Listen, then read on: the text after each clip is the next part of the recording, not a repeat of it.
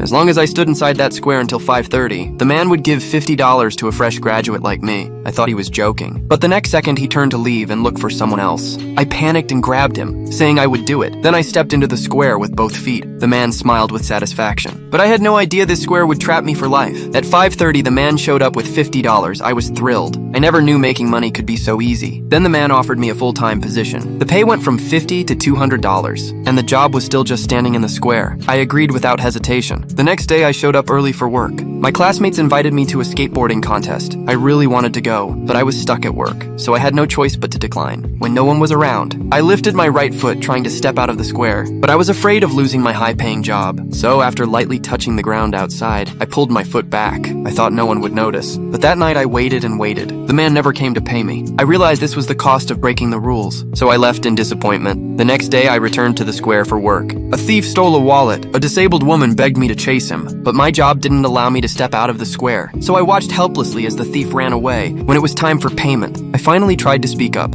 Excuse me, sir. What's that? Never mind. You good? Yeah, we're great.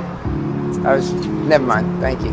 I wanted to say it, but standing before the man I didn't dare, yet I was always curious who he really was, so after he left, I secretly followed him downstairs. He stood in front of a mirror and started putting on makeup, then he put on a clown mask. I was stunned. Was he also pretending to be a clown to entertain others? But then I thought about myself. Maybe I was the real clown now. Day after day, the job continued. I grew into a middle-aged man, watching a kid skate down the street. I couldn't help remembering who I used to be, but now I was trapped in this cage. When the man came to pay me, I wasn't excited anymore, but my years of dedication earned his approval.